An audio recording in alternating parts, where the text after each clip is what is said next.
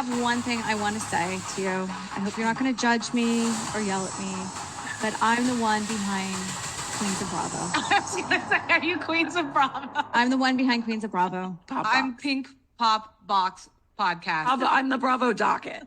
Oh, you're the Bravo Docket. Oh, yeah. That's a good one.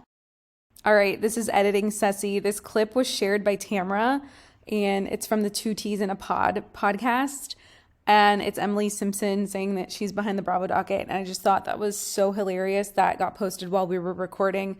So I had to include it in the beginning of this episode. All right, enjoy. Hey everyone, welcome back to the Bravo Docket. So we weren't supposed to be recording today, but I think after the last episode of Salt Lake City, we had to. It's all I've been thinking about for the past 24 hours. I woke up early and I drafted a stream of conscious outline that I was like, we have to record and put an episode out about this. Like, I cannot stop thinking about it. And the thing is, it wasn't even news to us, but I still am like shocked. I am flabbergasted. I have chills. I feel like while watching, like my fight or flight response kicked in. I don't even know how to explain it, but initial reaction. I had a lot of weird feelings watching it because at first I didn't really understand the intensity of Heather's reaction. And I was like, I kind of was like, you stood by Jen Shaw, who's defrauding elderly people. But then I thought, I guess I was trying to figure it out, like parse through it in my brain. Like Jen Shaw didn't attack her, and they kind of felt like they went through the whole becoming reality stars together. And then to have someone in their group that had taken videos of one of them and then posted it and was like that was like a big deal. Like it does make you think about the level of trust that you would have to have with your cast members, because you wouldn't want them taking videos of you on an off night and posting it secretly, Right. Yeah, that was my initial reaction when I watched after I knew what the secret was and then watched the teasers again and the mid-season trailer. I was like, I don't really get it. But I'll get to my thoughts on that in a little bit. But anything else while watching? Well, I was honestly, when they confronted Monica, I think that was the first time I've seen something a really unscripted confrontation that was just a real confrontation. And the way she handled it was something else. It was almost like a villain out of like a comic book, and they get caught, and it's like, She should have done that. And she didn't. Yeah. She was almost there, but she wasn't. She was almost there. I think she was holding back from doing that. I think she wanted to do that. But she just sat there, and you could kind of see her processing, and it was kind of like that to me was the most compelling part, was her reaction to it, and then me being like, oh my God, what is she thinking? How is she processing this? And she does not feel any guilt at all over it, and she didn't feel bad, and it was, the whole thing is just fascinating. Totally fascinating. And then I rewatched that dinner over and over, then realizing that they were all in on it, because then you realize, oh wait, they were acting this whole time. Like that whole thing was them acting, and they all deserve an Oscar. That was top tier. Yeah, it really was. Just top tier. Okay, well, let's get into it. So I guess the reason I wanted to do this episode and talk about this is because we've interacted with that account. We are on that account. They have shared our content. I know. So, we sort of have a history with this account. And not to be like, oh, we're involved, but this is something that we remember interacting with this account. So it does feel a tad personal to the account. I mean, not to be like, oh, we have an in. It's not like that. It's just like, I don't know. What am I trying to say? This account did message us a lot and would react a lot when we posted stuff about Jen Shaw, and it shared a lot of our stuff. And so that was definitely factual information when it that was when they were sharing our stuff. It was factual information that was accurate. I can't speak to anything else that was shared, but No, that was weird. And we had a weird feeling about it too, where like this person really, really seems out to get Jen. Like we had talked about that before, like months before, like in 2021. Yeah. And so what I did this morning was I kind of did a timeline based on what we know about Monica and Jen and then our messaging with the account. But it definitely ramped up after the arrest, and it got a little bit, we just couldn't handle the amount of interaction. And that's when we started talking about it. Yeah. Okay, so this is the timeline as I know it, based on the evidence presented on the show and social media. Oh, it sounded like a start of an opening statement. The evidence will show. Oh my God, I think that's what my brain was doing this morning when it's like if I printed this out, it's probably like an 8-page statement. Anyway, so Monica worked for Jen. As we know, she was in the store with the Shaw Squad when Murillo was accused of stealing the purse. So Murillo's part of the Shaw Squad.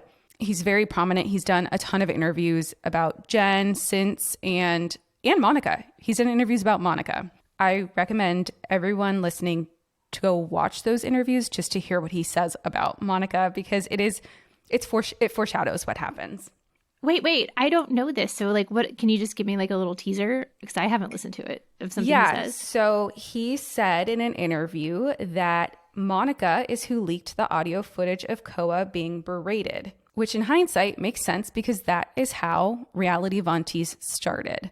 So if you watched Koa's stories last night, Monica, she alluded to it, but what started reality Von Tease was when Jen Shaw berated Koa for, I think, like not meeting a deadline. Koa's a dress designer, and he primarily dressed Jen when she was on The Real Housewives. And I guess he missed a deadline for, I think, the reunion, and she went off on him. So allegedly missed a deadline, or I thought it was like she didn't like what he did or something, or yeah, I mean, his argument was payment or something like that. So she argued he missed a deadline. Who knows? Anyway, so then someone secretly recorded this audio, and now we know it was likely Monica, but then they got together and decided to release this audio on reality Von Tease. And that was the only account that had this audio at the time. And that's what initially you and I think I followed the account. That's what got me following the account, was that this audio was leaked and got picked up by every news media source that covers this sort of stuff. And it was the only source for this, right? Yeah. That was the beginning of it. So then for Murillo earlier this year to say Monica was the one who leaked the audio, that was the only account that had the audio. So he basically told us what happened in the finale. Right. Okay. Also, Murillo, for those who don't know, he, I believe, admitted in an interview that he was the one who picked up Jen Shaw from the Beauty Lab and Laser parking lot when she was arrested. He was the one in the truck. Oh, I didn't know that. Yeah, so he's a big Shaw Squad member. Okay. And I believe he's also confirmed, or I just know from the streets, that he runs Jen Shaw's account now. So when you see her posting, which I'm going to get to, it's him. Wow. Okay. Yeah, so he's involved. All right, so we went over the berating of Koa. This was in early 2021 when they shared the footage and audio recording of the incident with Jen Shaw. The tone at first was very much, and if you go back and look at the post, I don't think she's deleted anything, because this is how I remember it happening too in 2021. It was very much just about the interaction between Jen Shaw and Koa and about how horrible it was, and they wanted to expose her for it.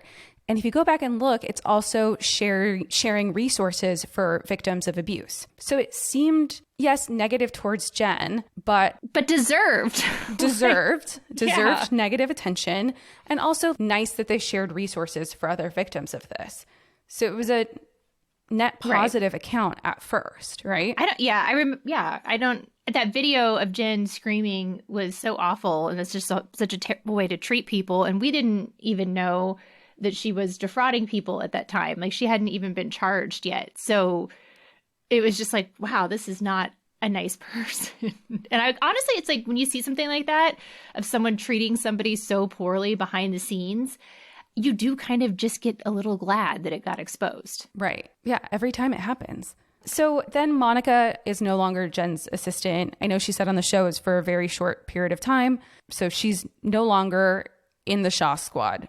And I imagine it had to do with leaking the audio, because I wouldn't want them in my squad either if they leaked the audio. Right. Then weeks later, Jen Shaw gets arrested. Monica admits to being an informant on the show. I think her only role in any of this informant thing and any of the Jen Shaw fraud was sharing the COA experience. I strongly believe she did not know that Jen Shaw was involved in this fraudulent scheme. I think once Jen Shaw was arrested, she was like, well, I also have this piece of information that she's an verbally abusive person, and went to the prosecutors and shared that information.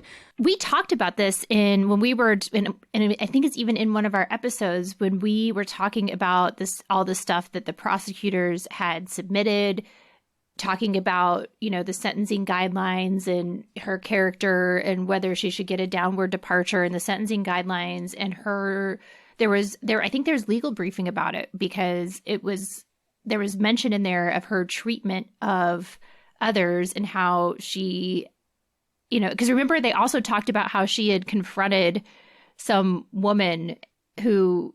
Oh, the restraining order. The restraining order and stuff. So that was all in there. And then the stuff about COA was in there. So I agree with you. I think that's where Monica came in. Mm-hmm.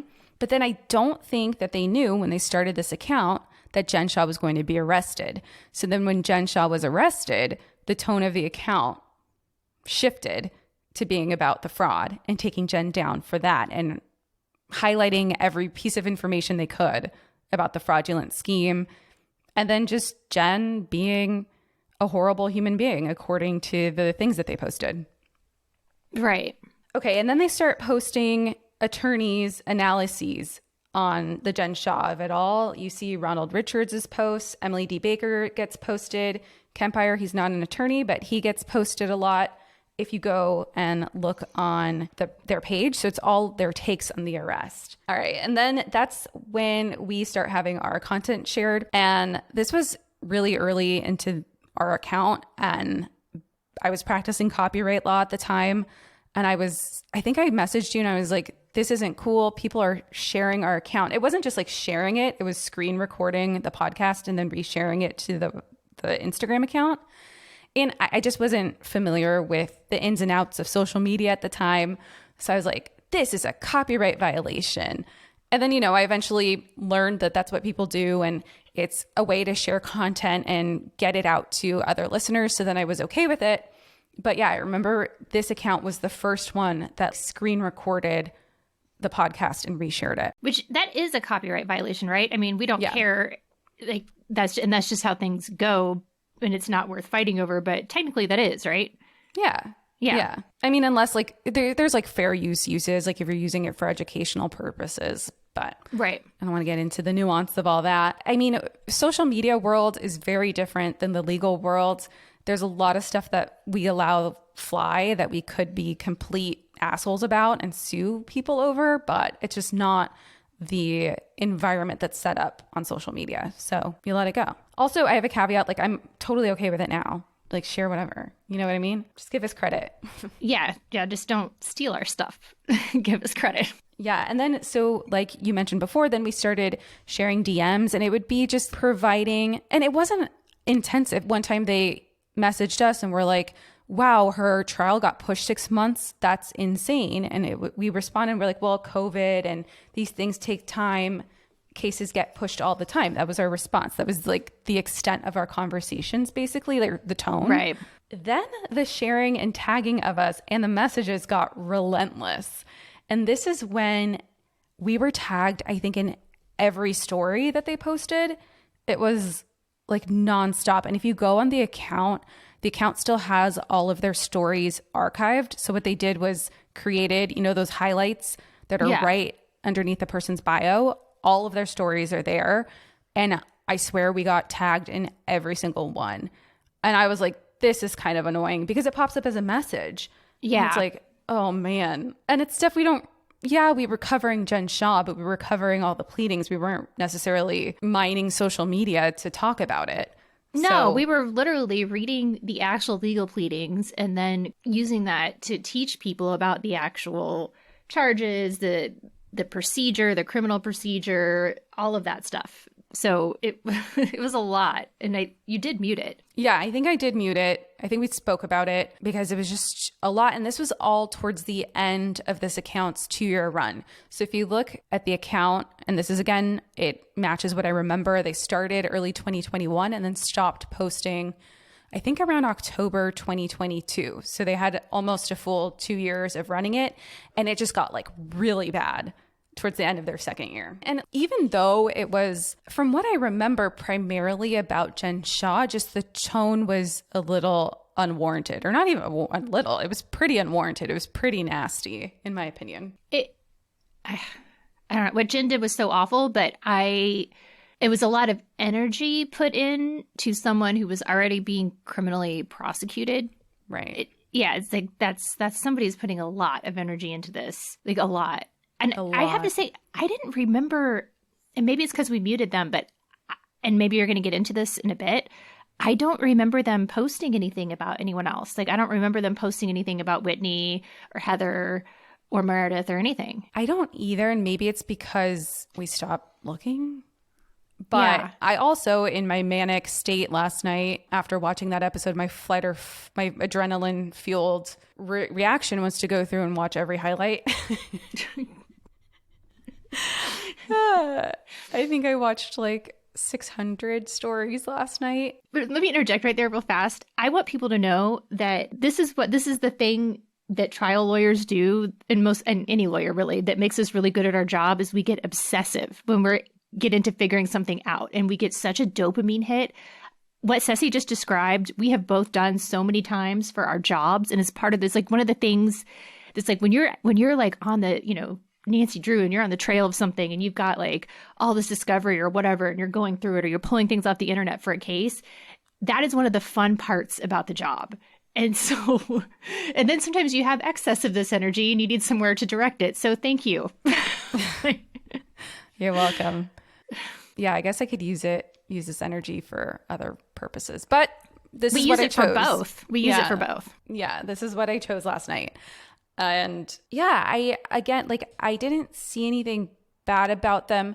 And even the stories that they shared on the episode last night, one was about Jen Shah calling Heather a derogatory gay slur. And it almost was presented on the show last night as if Monica posted it about Heather, but it wasn't. She was reposting something Jen said about Heather. So yeah, I went through and I was like, what is bad? She did post some stories about how the ratings were going down for Salt Lake City. But I think, again, it was, like she said, collaterally hurt the other women, but it was really targeted at Jen to be like, look, your show is failing. And then towards the end of her run, when Meredith and Heather were the only ones supporting Jen, then they started posting stuff about like, you guys are clowns for supporting Jen. Yeah. I mean, there's a lot worse stuff and meaner stuff on the internet about housewives, that I guess, like, about Heather and Meredith, that other people have posted.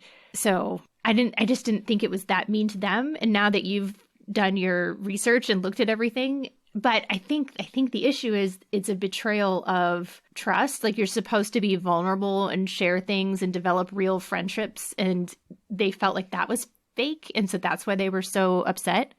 I think so too. Yeah. And I think because if she had just been like, hey, I'm behind this account, my whole thing was just to take down Jen.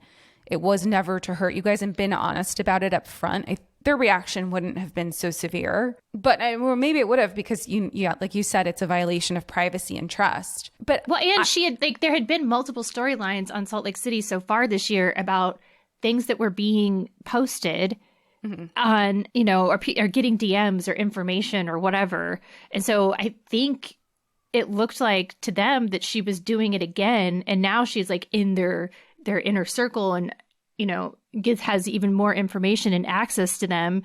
And she was just going to turn the vitriol in the account on one of them and use it to create storylines on the show. So the more I'm talking about it, the more I'm like, yeah, you would be really upset about that. Yeah, I mean, but to be fair, she stopped posting, like I said, I think around October 2022.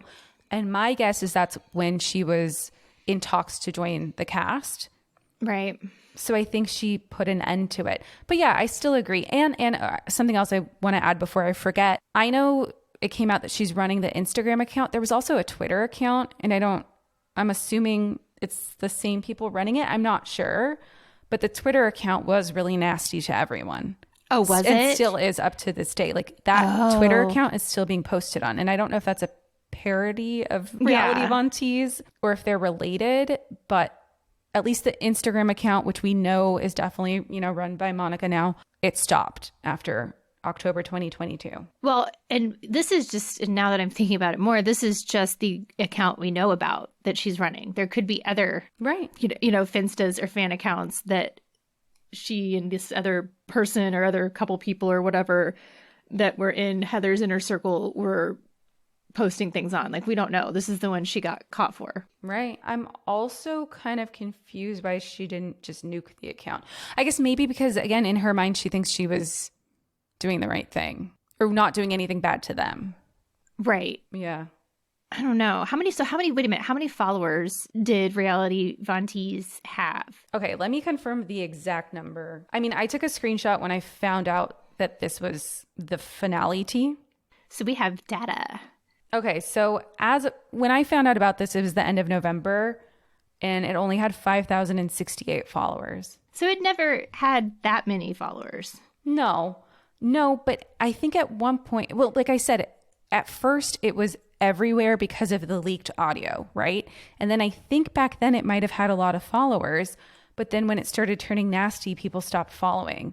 Okay. Like, I have friends that blocked this account because it was getting really nasty. And I think it was tagging everyone. That's another thing. Maybe like we were tagged. Maybe she was doing the same to the rest of the cast and they took that as a violation as well and harassment. Yeah, that makes sense. All right. So then, I'm sorry. They stopped posting August 2022. Okay. So then I'm guessing that's when Monica was cast. Then they start filming the show. Jen Shaw reports to federal prison. They're filming the show. Then the show wraps. This news comes out, right? They have BravoCon. Let's talk about BravoCon. So, like we mentioned in our BravoCon episode, my first thing that Friday of BravoCon was a meet and greet photo op with Monica, Lisa, and Sutton, where I mentioned that we run a legal account called the Bravo Docket, and I've covered something about each of them. And I said, Sutton, we've covered Erica. I said, Lisa, we've covered your divorce. And I look at Monica and I go, we've covered Jen Shaw. And she was like, oh, get in here. And we take a photo. I have chills. I have chills right now. I have chills. And then we kept running into her. I know during our BravoCon episode, you said you don't remember, but I didn't. Keep running into her. I was in Las Vegas. It was dark. And, she hadn't done that much on the show yet. And, she was very sweet. So to she was very nice. To repeat what we said on that episode. So we then saw her at the Bravo After Dark. She came to where we were sitting. It was like a little table space. And she was like, oh, Bravo Docket. Like, where's the Bravo Docket? And everyone's like, oh, that's her right there. Like, that's them. And she's like, hey. And she was there with Koa. So Koa, like we said at the beginning, was the designer who was berated in that video and audio recording. He was also in the Jen Shaw documentary, the one that was on Hulu that we were also a part of. So I go up to him, I'm talking to him, and I'm like, hey, like, we were also in that documentary with you. We have covered all this stuff, blah, blah, blah, blah, blah. Basically, like, explaining who we are. Like, their account had not posted us. Like when it showed her on the episode, like, oh, I've never been in here before. This is so cute. I'm over there like, yeah, we cover legal stuff. You should check us out. It's like, what? God.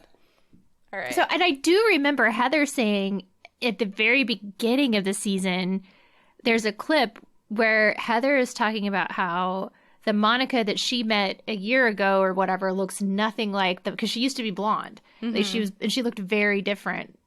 She's like, the Monica I met like a year ago when she was working for Jen or whatever, it looks nothing like the Monica that you're looking at now or that I see now or whatever. Yeah, which they did have like that screen grab. And Monica has posted like a photo with Koa with her blonde hair. And yeah, she looks pretty different. Yeah. Oh my God, that reminds me. Like I also ran into Heather at BravoCon.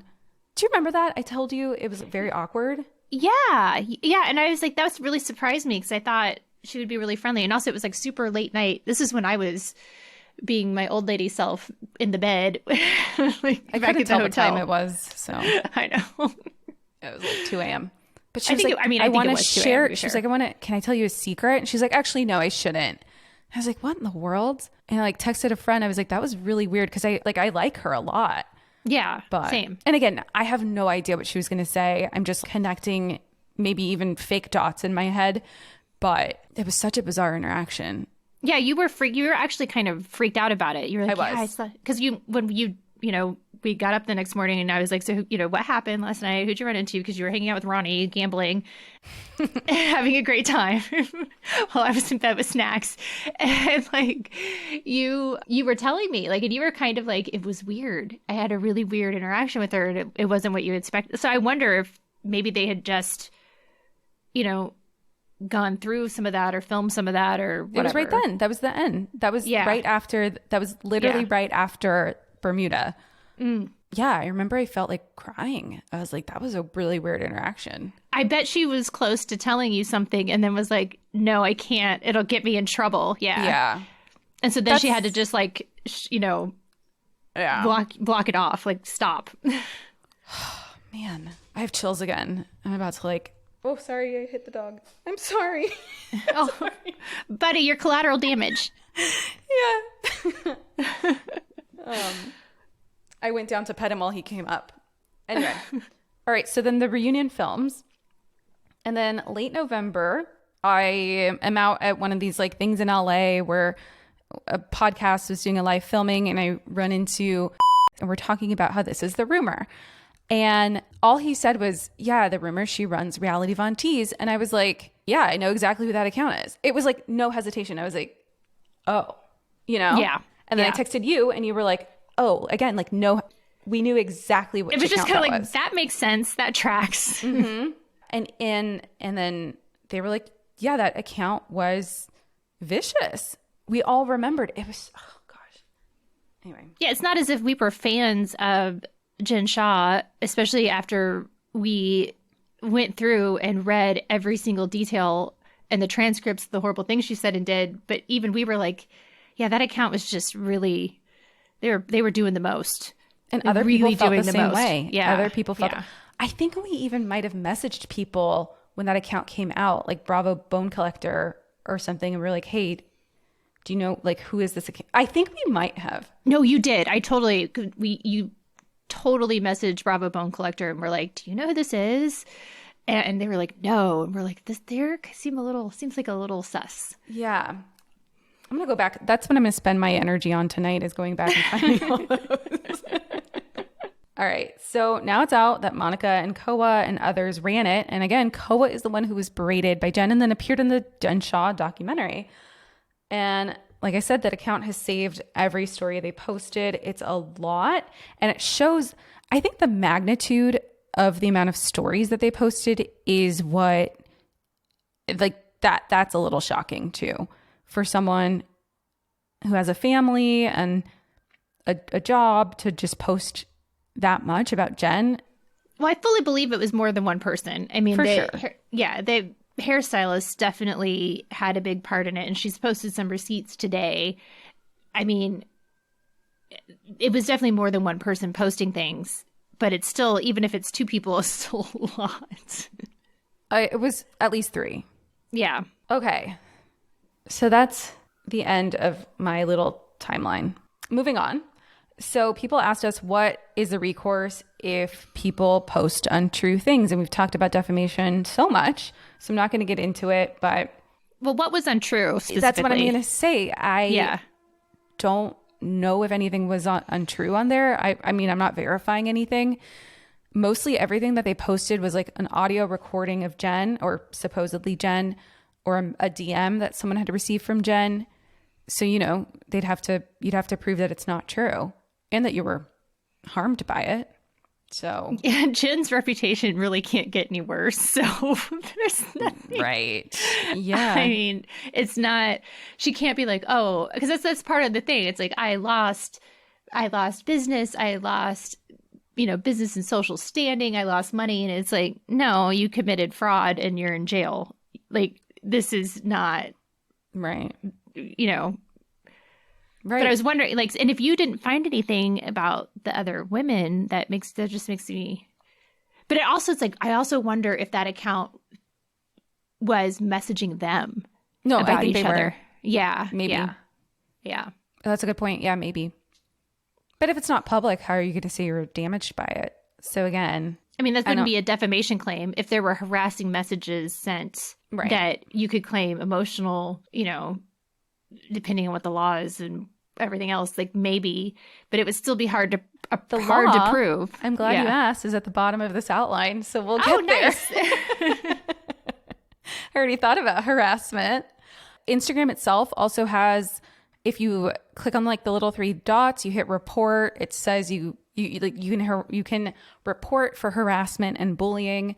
So I think that is the first step I would take if I was in that position.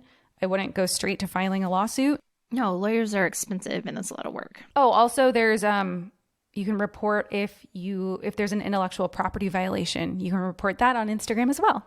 Fun fact. Yeah. Someone else asked, do we think production knew? I don't either. Like, that account was really small, like we just said. Well, you'd have to subpoena Instagram to get the IP addresses of whoever I've actually, I did a post. We have a reel on our page about that, actually, talking about how difficult that is, that we posted around the time of the Diana lawsuit. Bots, yeah. Yeah, well, all I'm saying is that they would have to know that account exists in the first place.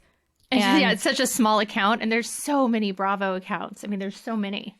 So many. I've also been seeing people say, they should have done a better background check. I'm just going to be real. We would not have had this episode if Bravo had dug into this. No, and why? I mean, look, it's one thing if the producer knew and was like, hey, I think we should interview this woman to be on the show. She worked for Jen Shaw. And then that producer knew that they were doing it. And then, but that would also, I mean, the producers have to have relationships with the cast members, or the cast members aren't going to trust them. So that would be, I don't think they knew. I don't think they knew. I don't think they knew either. And I agree with you that I don't think it was reasonable for them to know. But also, if they knew, I don't think they would want to not hire Monica. Oh, yeah, it's true. I mean, Bravo's a business, and I watched that episode so many times. I watched the commercials so many times. Because I was watching live last night. I watched live last night like 3 times. I know. I was so jealous. I was still at work. I was at my office at 9 p.m. and I was still working. And you called me and you're like, did you see it? And I was like, no, I'm still working. Yeah.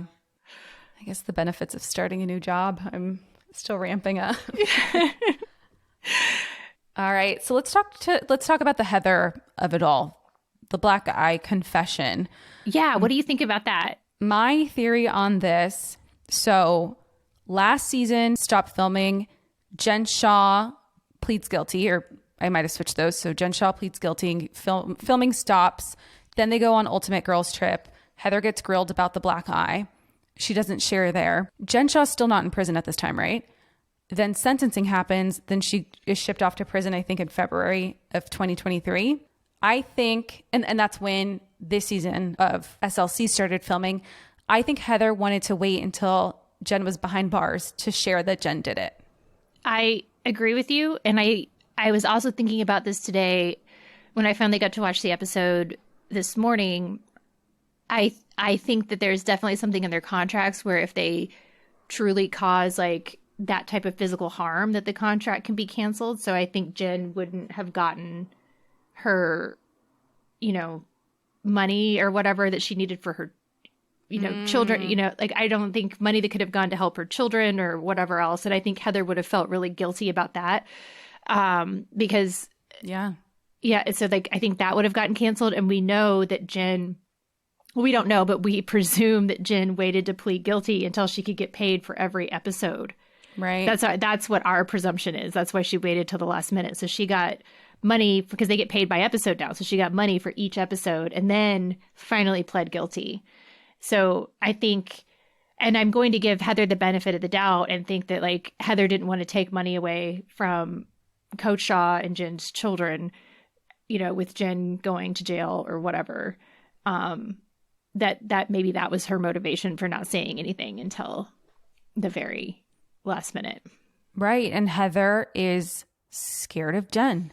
Yeah. Oh, 100%. Totally she got a black eye from her. I mean, we don't know how yet, but, and I mean, just go back. Everyone should go back and listen to that audio of her berating Koa. I would be scared of Jen too. No, that's why I'm saying, I people are like, oh, you know, blah, blah, blah, Jen is going to prison. I'm like, I think she's doing very well there. I do really want to know what happened. And I also, you know, I think Jen is crafty enough to have done it when there's not cameras around. I mean, they're not around 24/7. Jen is, I mean, we know really well how much of a mastermind she actually is. And I mean, it was appalling seeing how much she was actually in control of that whole scheme and how much effort she put into it. And I was like, she actually had business sense and she just used it for like the worst possible thing. Mm-hmm. So I fully believe it was Jen. And I definitely agree with you that Heather is terrified of Jen. Yeah. So she wanted her locked up before she shared. Yeah. I mean, the way she said it was a little strange in last night's episode, but it is what it is. I'm glad she was able to get that off her chest. I mean, she really presented that. I mean, the fact that they were all acting, and I've only had time to watch it once, but I will definitely be watching it again. But the fact that they were all acting and that whole thing was a setup, and then Heather articulating all of that really So well. good. And then the other women letting, you know, they weren't jumping in and they were just like, no, Heather's got this. But then also the reactions when Heather revealed at the very end that it was Jen that gave her the black eye. They didn't know that was coming. No. That was masterful on Heather's part. And it reminds me, you know, that Heather's dad was a very successful FBI agent. And when we read her dad's bio, I was like, wow, this man, like, you know, he had done all of those amazing things. Like you can kind of see some of that coming out. Like, Yeah, it was a great moment. So then Jen responds from the grave about the punch. And this is in quotes for those who think that she was posting from the grave actually, like it was her using a phone. No, this is a quote from Jen. It says, "Bravo. If I punched Heather in her eye, you guys would have footage to prove it. It's clear the show can't live without me since I was brought up at the beginning, middle, and end of season 4. Andy is still butthurt that I turned down his one-on-one interview. Why would you sit down with someone who gave another cast member a black eye? Next story." Andy didn't know who gave the black eye. Nobody knew until Heather revealed that. Also, the season has been so much better without Jen. Like, it really has. Right. She sucked all the energy out of the room. Yeah. I mean, I hope next season they still talk about her and give their honest reactions to her pleading guilty finally. Yeah. Anyway, Andy responded on his podcast this morning and said if they had the footage, they would have showed it either like at the reunion or in a flashback. Yeah, there's no way they wouldn't have shown the footage. Jen Shaw is not the one who is posting. I'm sure that is a quote she gave ahead of time because everyone knew that something about the black eye was coming out in the finale. So I believe that she told the people who are running her account, which I think is Coach and Murillo, I think on a phone call or a letter, she told them, hey, this is what I want you to say, or gave them the authority to post whatever sort of sounds like her brand. Yeah. Prisoners do not have or should not have access to the internet, and you can get a ton of things taken away and, you know, not get good behavior credits and all kinds of stuff if you're caught with contraband like a cell phone. And you can, depending on which prison you're in, you can send emails, but it's a special secure email system that does not give you access to the rest of the internet. It's like you can send messages depending on which prison you're in, but it's a very specific email system. You don't get access to anything else. Right. This manual says they never get access to the internet. I have a clip, or we have a clip of it, or a clip of the manual, not like a video clip, but a clip of the manual on our Instagram. So, Right. Yeah. someone on Reddit had a theory. Her name is Apathy is Beauty, and this is from Reddit. When Heather and Jen brought Meredith into the room last season to show her the black eye, it was to gauge her reaction to see if Meredith remembered what happened. Once they saw that Meredith didn't remember, Jen knew she could get Heather to cover for her because the other witness blacked out. Oh, interesting. It's an interesting theory, right? Yeah.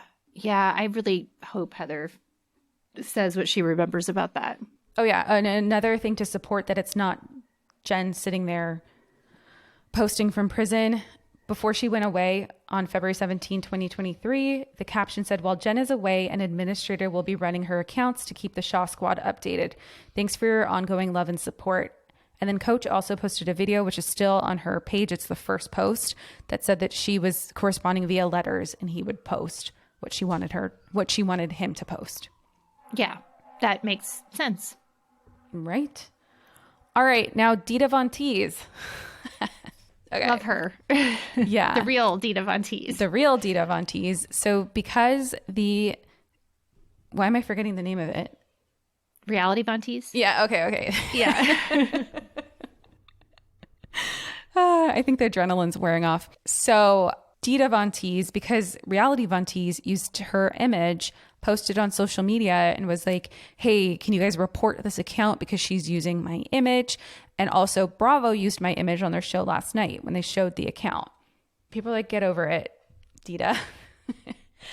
So I want to say that celebrities' images are not free to use merely because they are celebrities. So just because an image exists on Google of a celeb and just because that person is a public figure does not mean that you get to use their image without some repercussions. You can use them in some limited purposes under the Copyright Act. There is fair use purposes, like I mentioned one before, for educational purposes or for parody, but this was neither, okay?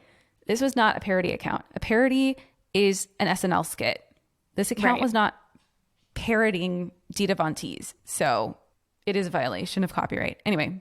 No, I'm agreeing with you. And I think, Dita Von Teese has worked very hard and she has a very specific brand. And if I were her, I wouldn't want to be associated with this either.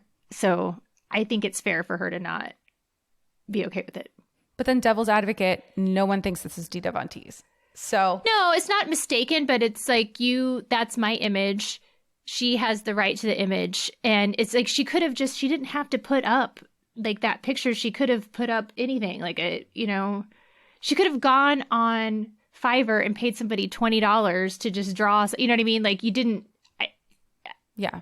But by the way, Dita Von Teese is a really cool performer that has done these amazing performances. And she is kind of like a burlesque show. And it's the costume design. And I have never been to one, but very beautiful. And if you see the tours of her house, like she's an artist. Mm-hmm. I have seen that. Okay, what about harassment from Monica driving by their homes? Another creepy aspect of this. She would do drive-bys. That's so weird. So, yeah, I mean, I would think... Okay, wait. Let's step back. So we know that they're not allowed to sue each other, but I'm almost positive they're allowed to press charges for a crime, right? Oh, yeah, no, they can't control... You can't contract out and say you're allowed to commit crimes. Like that's basic, you cannot contract to be permitted to commit crimes. In a contract that either the whole contract or that part of the contract is unenforceable. And these production teams in Bravo have very smart lawyers and they would know that. There's no way that's in the contract. Yeah. And I knew that because we've also talked about it in our first episode. Right. With Candace and Monique. Right. Yeah. Right. Because really, I'm sure what Candace wanted was to file a civil lawsuit, but couldn't do that. And so the only other option was to go, to the state and attempt to press charges that way. Yep. But no, so there's technically nothing against the law about being on a public street. In fact, there was just someone, and it's really scary, there was just someone in my neighborhood that had this issue with a convicted felon who eventually did get arrested, but they got arrested because they got pulled over and they had a unlicensed gun in their car, which they also weren't supposed to have because they're a felon.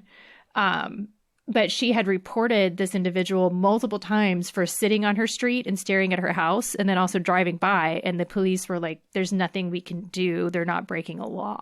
But is it creepy? Yes. Right. Well, just to read, stalking in Utah. So it's if you engage in a course of conduct directed at a specific individual and knows or should know that the course of conduct would cause a reasonable person to fear for the individual's own safety or the safety of a third individual, or to suffer other emotional distress. So there you go. That's stalking in Utah. Okay, and course of conduct is defined as acts in which the actor follows, monitors, observes, photographs, surveils, threatens, or communicates to or about an individual, or interferes with an individual's property. I mean, Yeah. it could also be like online, not just the driving by. Oh, no. And a lot of states have specific laws for computer harassment. So if you're sending somebody repeated unwanted text messages after they've told you to stop, messaging them on social media after they've told you to stop, a lot of states have that as computer harassment, and it starts out as a misdemeanor, typically. So I didn't see one in Utah, but it just says harassment. A person is guilty of harassment if, with the intent to frighten or harass another, he communicates a written or recorded threat to commit any violent felony. It's a little bit a high burden for harassment there. Yeah. All right, the last thing I want to talk about, Beauty Lab. So we got a confirmation about Heather investigating Monica's multiple names with her business partner and realizing that she was owed money. I mean, I am getting why Heather is so upset. So you said she's still using the same hairstylist? Because like that's Go so to personal. her account. Go to the hairstylist's account. I mean, I guess maybe since the hairstylist came clean, she's being forgiving. I don't know, but that's a difficult one. But She posted her 12 hours ago. oh my God. Yeah, and then there's a photo. Okay, look here. So that's her final confession look, Heather's, where she was detailing everything that happened in last night's episode. So it's obviously after all this came out. And this is on the hairstylist's page. I mean, it is, you can forgive a really good hairstylist for a lot, to be fair. I'm sure there are not many in Utah. I mean, you can forgive a really good hairstylist for a lot. Yeah. Oh, and then what did you think of we forgot our credit cards? That was weird. That was weird, right? Like, why did they all not have their credit cards? I've never, well, that's a lie. I can't say I've never, but it is bizarre. It made me wonder if they knew already and were like, we're going to forget our cards and see if she has one or something. Yeah, I think they knew already. Okay. See, I wasn't clear about the timeline of, I guess, because they did. That was in the morning, right? When they had that meeting on the beach. Was that in the morning? No, that was after she got the call. But Okay. I think Monica last night in her live said that she thinks Heather knew before coming to Bermuda, or knows that Heather knew before coming to Bermuda. She said she got confirmation in Bermuda. Yeah. Right. So There was interesting. something there. There was something, because that was weird. Maybe she was trying to get evidence or proof that Monica has money for her lawsuit that she was filing a couple months later. I don't know. I don't have know. no idea. I mean, And- it's not, I don't know. Or maybe they had paid for stuff for Monica before. And maybe Monica was the friend that just like never gets her card out. And they're like, you know what? Nobody bring your card this time. Maybe. Who knows? But that was weird. Anyway, that's all I wanted to talk about. I'm glad I got that off my chest. I think we should all be grateful to Ceci for using her energy to go through all of this, because I certainly couldn't do it and was stuck at work. And like, this is really interesting for me. You put the whole timeline together. I didn't even realize all 7 a.m. of this morning. You're on it. I was like, the neurons were firing. I'm excited for the reunion. Oh my God. I know. All right. Let's end it. Thanks, everyone. Bye, legal team. All right, this is Editing Ceci. This clip was shared by Tamra, and it's from the Tease in a Pod podcast. And it's Emily Simpson saying that she's behind the Bravo Docket. And I just thought that was so hilarious that got posted while we were recording. So I had to include it in the beginning of this episode. All right, enjoy.